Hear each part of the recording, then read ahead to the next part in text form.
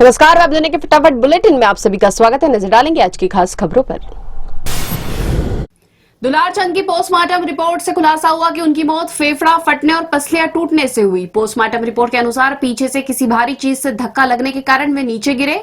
इससे उनके सीने की कई हड्डियां टूट गई और फेफड़ा फट गया। रिपोर्ट जांच अधिकारी को सौंप दी गई है। राजद नेता तेजस्वी यादव ने मोकामा हत्याकांड पर कहा कि दिन दहाड़े हत्या होती है, नामजद एफआईआर दर्ज होती है, लेकिन फिर भी आरोपी थाने के सामने से गुजरता है और प्रचार करता है। वह 40 लोगों के काफिले के साथ बंदूक गोली बारूद लेकर घूम रहा है। हत्या हुई है, लेकिन एक भी व्यक्ति पर कार्रवाई नहीं हुई। चुनाव आयोग कहां है? क्या चुनाव आयोग मर गया है?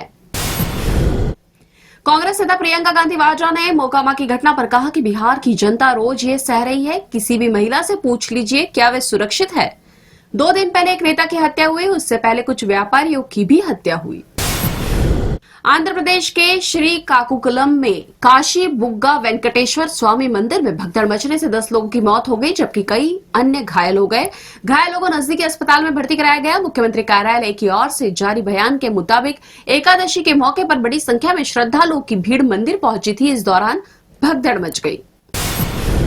श्री वेंकटेश्वर स्वामी मंदिर में भीड़ के दबाव से लगाए गए बैरिकेड टूट गए। इससे कई लोग एक दूसरे पर गिर पड़े। इसके बाद भगदड़ मच गई। मंदिर में प्रवेश और निकास का रास्ता एक था। जैसे ही लोग मंदिर से बाहर निकलने की कोशिश करने लगे, वैसे ही अफरा तफरी बढ़ती चली गई। वेंकटेश्वर स्वामी मंदिर में भगदड़ की घटना में हुई मौतों पर राष्ट्रपति द्रौपदी मुर्मू और प्रधानमंत्री नरेंद्र मोदी ने शोक जताया। राष्ट्रपति ने कहा कि मंदिर में हुए दुखद हादसे में लोगों की मौत की खबर सुनकर हैरान हूं। मैं दुखी परिवारों के प्रति अपनी गहरी संवेदना व्यक्त करती हूं और घायलों के जल्दी ठीक होने की प्रार्थना करती हूं। प्रधानमंत्री नरेंद्र मोदी ने शनिवार को छत्तीसगढ़ के स्थापना दिवस पर राज्य को 14,260 करोड़ की परियोजनाओं की सौगात दी। इस अवसर पर उन्होंने नए विधानसभा भवन का भी उद्घाटन किया। इस अवसर पर उन्होंने पूर्व प्रधानमंत्री अटल बिहारी वाजपेयी को भी याद किया। चेन्नई से हावड़ा जा रही हावड़ा मेल ट्रेन में उस समय हड़कंप मच गया जब एक स्लीपर कोच में टॉयलेट के पास यात्रियों ने 10 फीट लंबा अजगर देखा।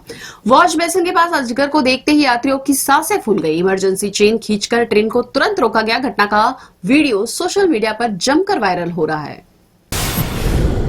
रक्षा मंत्री राजनाथ सिंह ने हिंद प्रशांत क्षेत्र में चीन के आक्रामक सैन्य गतिविधियों को लेकर बढ़ती वैश्विक चिंताओं के बीच शनिवार को कहा कि भारत का मानना है कि यह क्षेत्र खुला, समावेशी और किसी भी प्रकार के दबाव से मुक्त रहना चाहिए। क्षेत्र के प्रत्येक राष्ट्र की संप्रभुता सुनिश्चित करने के लिए सामूहिक सुरक्षा के दृष्टिकोण पर जोर। आरएसएस के सरकार्यवाह दत्तात्रेय होसबाले ने राष्ट्रगीत वंदे मातरम की रचना की 150वीं वर्षगांठ पर इसके रचयिता बंकिम चंद्र चट्टोपाध्याय को याद करते हुए कहा कि 1896 में रविन्द्रनाथ टैगोर द्वारा गाए जाने के बाद यह गीत देशभक्ति का मंत्र और राष्ट्र की आत्मा बन गया। भाजपा के सांसद प्रवीण खंडेलवाल ने शनिवार को केंद्रीय गृह मंत्री अमित शाह को पत्र लिखकर सरकार से दिल्ली का नाम बदलकर इंद्रप्रस्थ करने का आग्रह किया।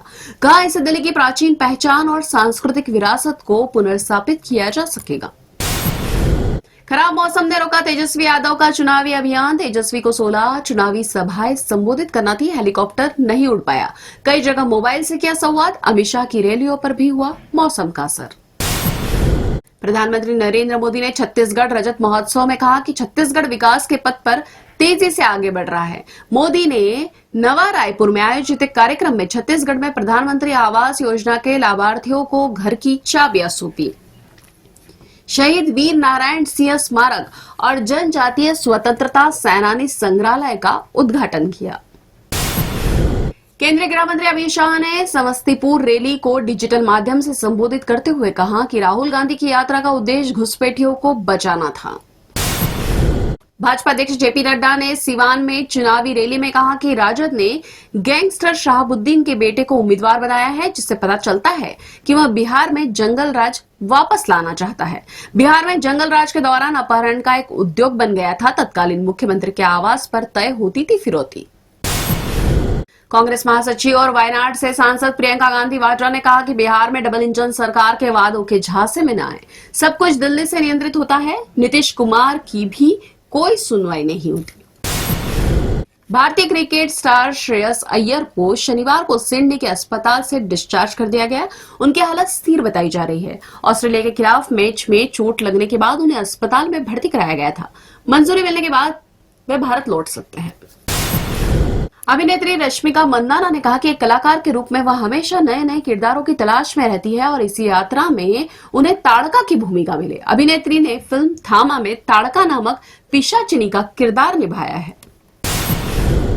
पिता स्टोरी और सिंगल सलमान 31 अक्टूबर को रिलीज हुई और पहले ही दिन दोनों ही फिल्म दर्शकों को रिझाने में नाकामयाब रही। इनके मुकाबले re release Baahubali the epic ने शानदार 10.40 करोड़ रुपए का कलेक्शन कर चौंकाया। 71 वर्षीय अभिनेता टीकू तलसानिया को स्टंट करना पड़ा महंगा। अपकमिंग फिल्म के प्रमोशन के दौरान नियमों की अनदेखी कर सड़क पर बाइक के जरिए किया स्टंट। गुजरात में एफआईआर दर्ज होने पर मांगी माफी। इसी वेब दुनिया के फटाफट बुलेटिन ताजा अपडेट के लगातार बने रहे हमारे साथ। विजिट करें वेब दुनिया पर।